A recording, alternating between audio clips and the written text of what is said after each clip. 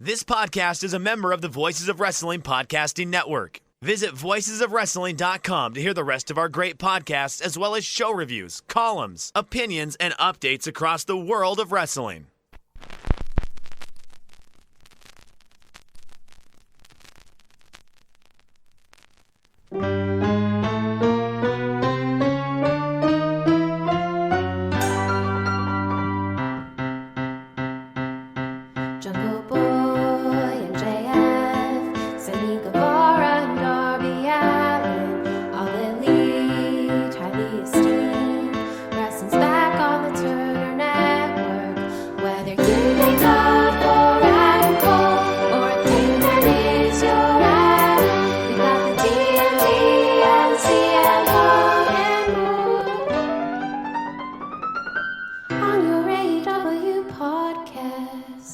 Good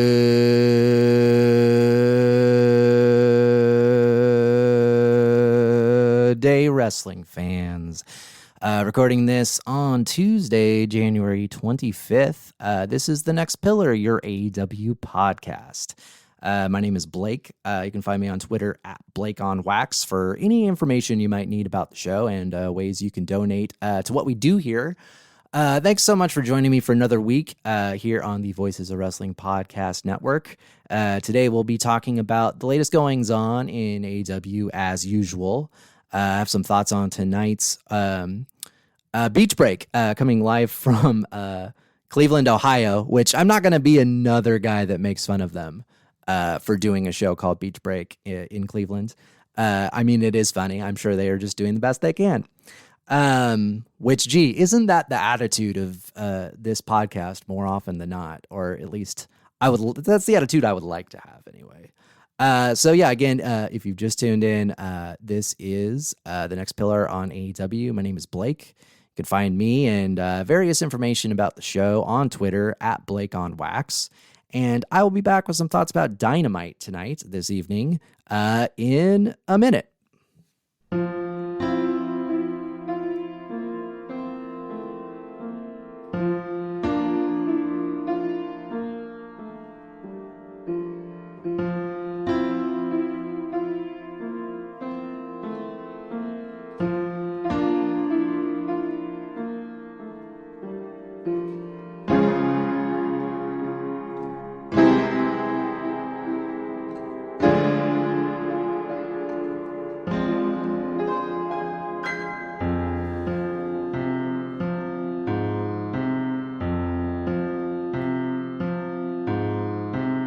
So, what do you guys want to talk about? I'm reminded from that last match about a man who once sat on a stage just like this. That looked in a ring. Just like this. And he gave one of the most important addresses in the history of our sport. It inspired thousands of would-be wrestlers. It mobilized literally millions of fans. It was the first hint of a revolution. I am talking about CM Punk and the Pipe Bomb. Someone told me to save this promo, but I honestly don't know if I'm gonna get the chance, so I'm gonna do it now.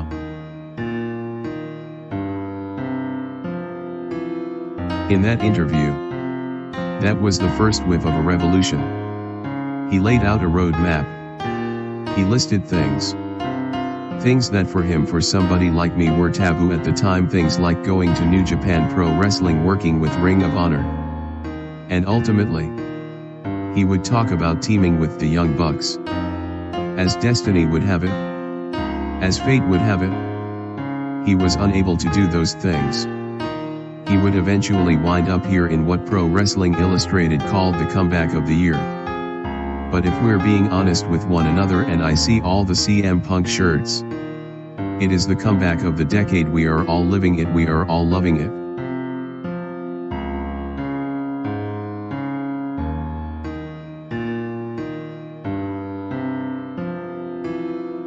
But in his absence, in the void that CM Punk left behind, somebody did do each and every one of those things.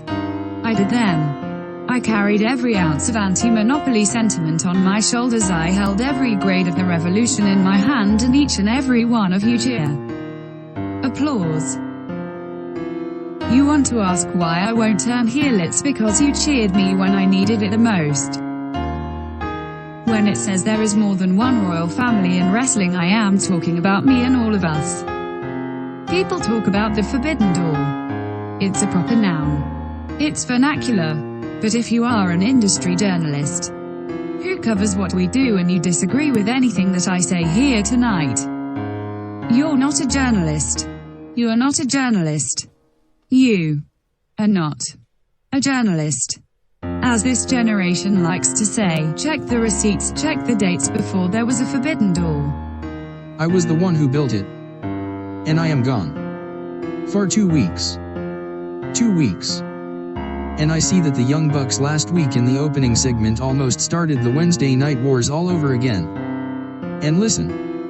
I know Red Dragon graduated hip toss class with flying colors, but I don't need to see the Bucks beat developmental more than once. And then my friend, Ricky Starks, my real-life friend, gets into a tiff with Jay Lethal.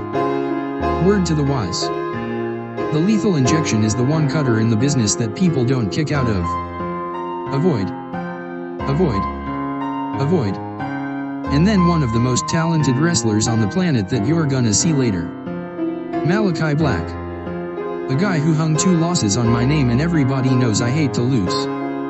A man who needed no help added insult to injury by getting help in the form of just this size and speed and strength, and I know we're not in the business of renaming people.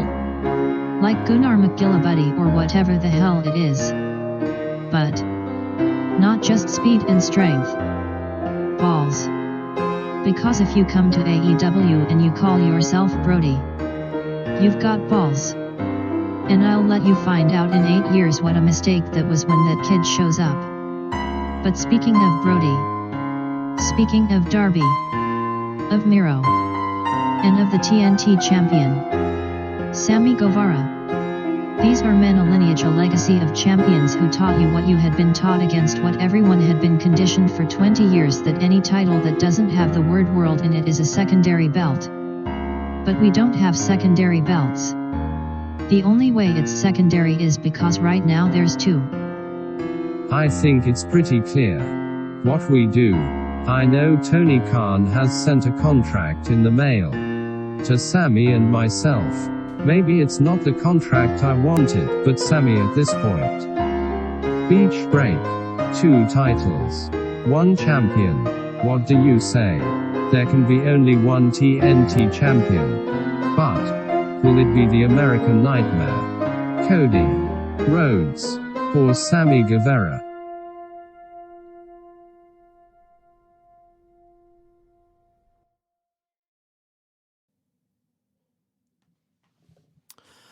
So, I do have some thoughts on Dynamite here, but before we get to that, I wanted to tell you folks about HelloFresh. With HelloFresh, you get fresh, pre-measured ingredients and mouth-watering seasonal recipes delivered right to your door.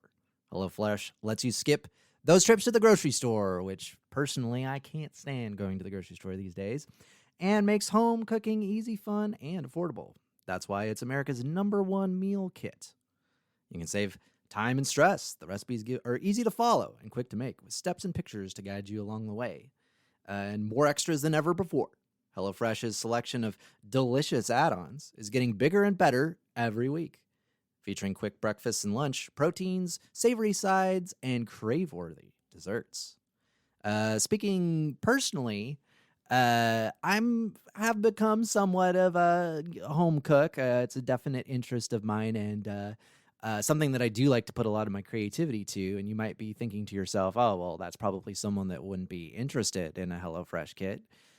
For me personally, it's just fine to get these meals shipped straight to the door. Some nights I don't feel like putting food together, and other nights, I can just take out it's kind of like a set of Legos where you can just take out the ingredients of one thing, take them with another thing, and make something new altogether.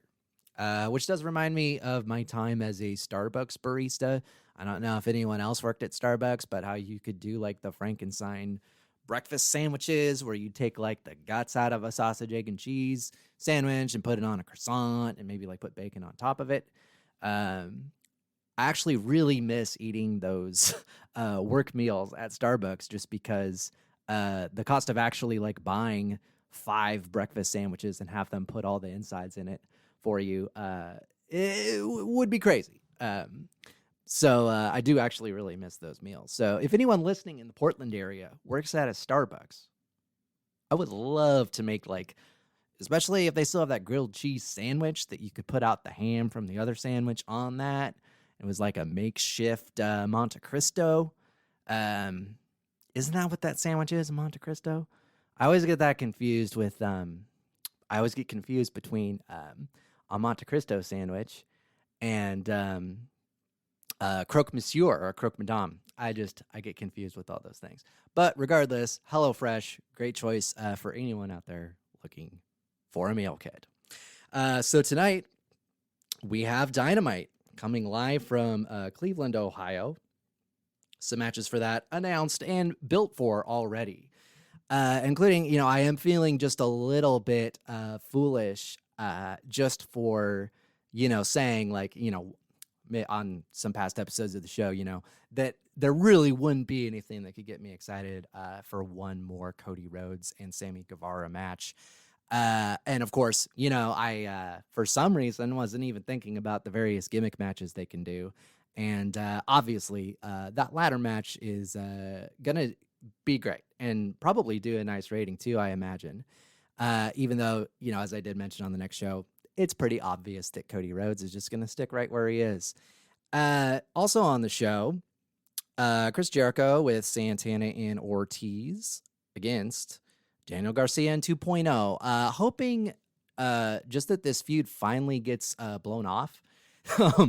And you may be saying to yourself, well, Blake, it's been like 2 weeks, but I'm kind of already ready to see Chris Jericho move on to something else. And my hope is that this may be the beginning of them giving a little bit more to Santana and Ortiz to work with in terms of being on the show. And again, I'm not trying to, kind of parrot what other podcasts or what other people on Twitter have been saying. It does seem to be a common sentiment among folks that Santana and Ortiz are on that list of AEW talent that we all wish that they did a little bit more with. If you're listening out there, should I make a list like that? Would you like to hear that? Like on one episode, kind of like 5 or 10 wrestlers that I think are underutilized, underused. If that sounds like something that would interest you, you can find me on Twitter at Blake on Wax and let me know. Something else that I wanted to mention, not to do too many plugs, but this podcast does have a coffee account. If you'd want to hit us up there, that would be great. It is coffee, so that's ko.fi, ko-fi.com/the-next-pillar AEW. And so that's where you can find, if you've never been on Coffee, it's a pretty nice site because it can start, it kind of functions more as a tip jar as opposed to, a Patreon with kind of locked content. And for me, that's kind of what I want to do right now. I'm planning on doing a lot more different kinds of audio on the show. You heard some music earlier in the show, and music at the top and music in transitions. That's something I'll be continuing to do here, just because I think both of us probably get a little tired of listening to me talk after a while. So I think the variety is good. I would also love to start doing some interviews. That's something that's going to take some time, but I am kind of planning the first steps of that, and so. I am looking forward to doing that and just having some other voices here on this show for you all. Continuing to talk about AEW Dynamite tonight. I'm pretty excited for the Orange Cassidy-Adam Cole Lights Out match. Again, this is another feud that's been going on for a while. It seems with that official announcement that Adam Cole is the #1 ranked wrestler, it seems like he'll likely be winning this match here and moving on to a feud with Hangman Page, which I honestly could not be more excited about. I think that's just going to be great to see, traditional face champion Adam Page going against Adam Cole and his big crew. And I imagine that feud will also kind of jumpstart that whole angle with the Young Bucks and Red Dragon as well. Kind of all these people in Cole's orbit reacting just as he kind of makes this title push. Really excited for those matches. Really excited for those angles. And, I forget where I heard this, but there is that idea just that AEW has held off for quite a while when it comes to booking their most popular stars against their most popular stars. There's so many, really powerful, almost even dream matches that they just kind of have sitting there. CM Punk and Adam Cole. I mean, that's just off the top of my head. Match I would love to see. And to have that kind of embarrassment of riches, again, just really speaks to just how much talent there is in this company. So for that Lights Out match tonight, I'm pretty excited to see it. I think it's going to be a good match and probably like the perfect way to blow off that feud with Orange Cassidy and get Adam Cole on his way to that title match with Hangman Page, which is kind of what I anticipate for Revolution. Also on the card, Red Velvet versus legit Layla Hirsch. I'm a huge Layla Hirsch fan. Love her in the ring. Really like her attitude. On a past episode, I mentioned she maybe wasn't the best when it comes to being on the mic, and I still believe that, of course. But she is just wonderful in the ring. So I'm looking forward to see, her working with someone else that's decent in the ring in Red Velvet. Should be a nice match. And so those are actually all 4 of the matches that have been announced for Dynamite. Beyond the fact that, we'll get our usual weekly CM Punk first time wearing pants in Cleveland or something like that. He did tease the Long Boys, so I assume that he'll be wearing the pants.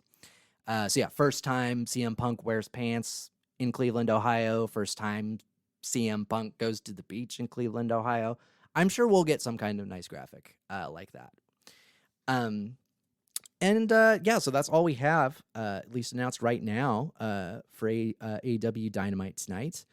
And I will be with you to talk about Rampage and also tell you what the dark match of the week is in just a moment.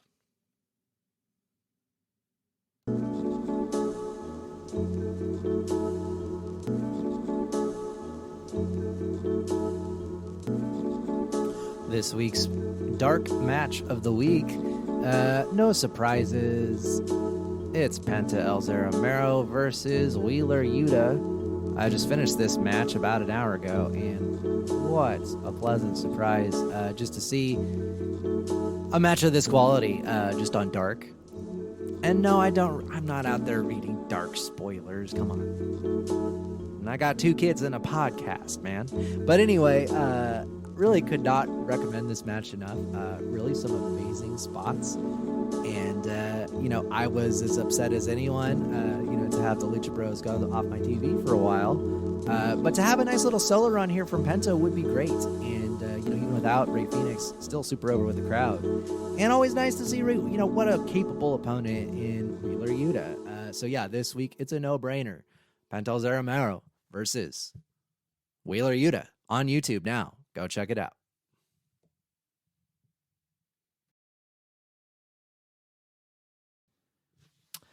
Let me tell you guys a story.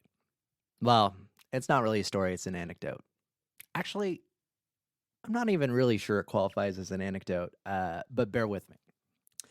So for years, we're talking years, really since the song was first released, I have fundamentally misunderstood the lyrics of Nelly Furtado's I Am Like a Bird.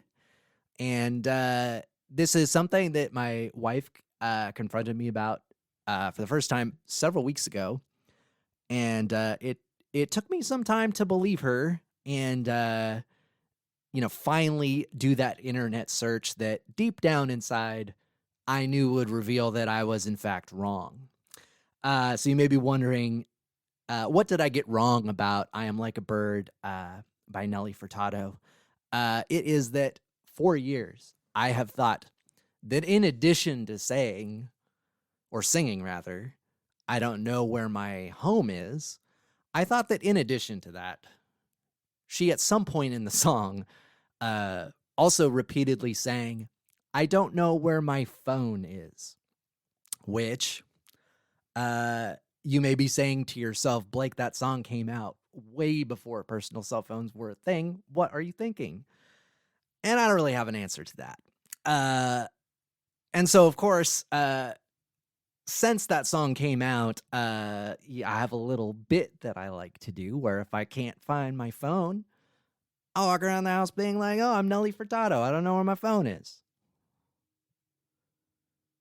And it turns out that I was wrong. And it's not the first time I've been wrong. And a recent time, besides this whole Nelly Furtado issue, that I've been very wrong was about Rampage. When I got on the air last week being like, I don't really know if I want to review Rampage. There hasn't really been any good wrestling on Rampage, outside of maybe one match for a long time. And lo and behold, what happens? There was a fantastic episode of Rampage for the most part, highlighted for me by the in-ring return of Jon Moxley. It's hard to think of a better first opponent for Jon Moxley than Ethan Page. The spot that was one of my favorites that I actually saw Ethan Page tweet out was just when he did that shoulder block with somehow such a velocity that Jon Moxley kind of flew outside the ring. And you don't see that too often. So I really did enjoy that. But yeah, what a great episode of Rampage, honestly. Again, just that Jon Moxley-Ethan Page match. I really did just miss Jon Moxley in the ring so much. So to have him back was just wonderful. Really unfortunate just that we didn't get that full tag match and just got that Trent Beretta, Nick Jackson match instead. But it was a really nice match. And it's always interesting when you see a tag team wrestler have a solo match and really impress in that way. It did seem like he was kind of taking some time to get going, but after he kind of got used to having a singles match again, it was a great match. One thing I did want to mention is just I really don't understand why they continue to book Jade Cargill in these 10-minute matches. And I know other folks have been saying this too, which does kind of bring me to a point. And that's that when it comes to something like wrestling, we're all going to have at one point or another, you're going to have a similar take to someone else. And that's not just for wrestling, of course. That's opinions in any number of things. And so I did hear some folks, kind of saying like, almost that this podcast is kind of reacting to is a reaction podcast based on other AEW podcasts. Whether or not you think that is up to you. But at least from where I sit, it's wrestling. There's only going to be a finite amount of takes here. And, from where I sit, recording this every week on Tuesday, kind of inevitably, by the time I actually get around to talking about, Rampage and last week's Dynamite, the takes will have already been up for almost a week. And so, I probably will start doing like, I heard on this show, or I heard, from this person specifically inside a source, just because I do want this show to be kind of a part of that general AEW conversation. But I also don't want to assume that I am plagiarizing anyone or aping anyone or doing anything else that makes nerds angry. Because I don't want nerds to be angry at me. Because I'm one of you. And I know I wouldn't like you if you were angry. But regardless, I did think that was a nice addition of Rampage. But these Jade Cargill matches, they really need to, and it's such a delicate balance when you have a talent that, in terms of, their look is ready, for a big push. But maybe the in-ring presence isn't there. It's a very delicate balancing act to both protect that wrestler and not overexpose them, but then also, have a show that has some variety in it. And so that the audience, isn't thinking to themselves as Jade is walking out, I better, this is only going to be a minute or so. So, what else do they have going on? I understand that they need to vary things just in that way, and it is difficult. But one thing I will say is just being so close in proximity, at least in my mind, to that pretty lengthy and plotting match with Ruby Soho from a couple weeks ago, I really just don't think it's the best use of her. And while I know that you do need to have the longer matches every now and then, I do think that she has a real presence in the ring and is obviously like listening to the right people. And I'm sure one of these days she will become better in the ring. But until that occurs, I really do think that, they should just vary that a little bit more. And of course, I did have a couple of you reach out and say, Blake, how can you not review Rampage when it's Hook's show? And that is it's a fair point. It's definitely a fair point. And I haven't weighed in on Hook yet. I'm kind of waiting until they kind of do a little bit more with him. But honestly, the thing that I like the most about Hook is just his like complete lack of engagement with the audience.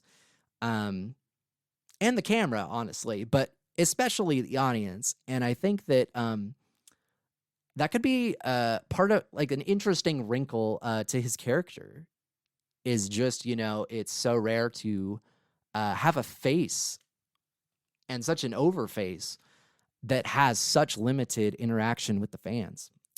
So I just really enjoy it. And obviously, I think, just that idea of Rampage, kind of always being Hook's show. It really couldn't be more brilliant. I know they tried to do that at first with CM Punk, kind of before, sliding him over to Dynamite. So it kind of seems like, Tony had this idea in his mind of, let's get a exciting wrestler that excites the fans and kind of like have him camp out on Rampage. It's a great idea. And I think Hook was the perfect person to pick for that role. I'm excited to see where it goes. I'm excited to see him. That match with Serpentico, was fun. I thought the way it ended was pretty brutal and actually kind of made me feel bad for Serpentico just because I have seen quite a few pretty good matches of his. But obviously, you can't argue with the result of that. I will say, though, I'm not particularly interested in seeing him wrestle QT Marshall. That's not really what I'm talking about, that I'm kind of looking forward to them doing a little bit more with Hook. That's really not what I had in mind. But as we've seen so often in this company, it's worth waiting for to see just what they end up doing. I know at some point they'll kind of have some like newer angles for Hook, and I'm looking forward to that. Just to wrap things up, just a really nice edition of Rampage this week.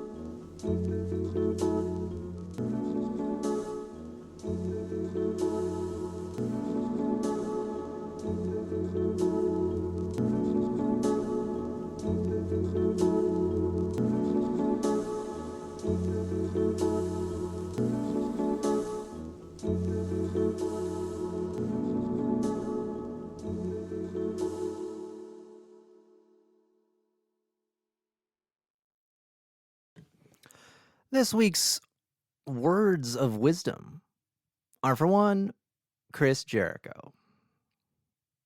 Chris Jericho, I just have to tell you, you're one of my all-time favorites. First time I remember watching live your WWF at the time debut. I also have a pretty special Chris Jericho memory that I'll share, which is, those of you who were alive to remember, New Year's Eve 99/2000, our parents were worried about the Y2K situation. It was a very specific moment in time.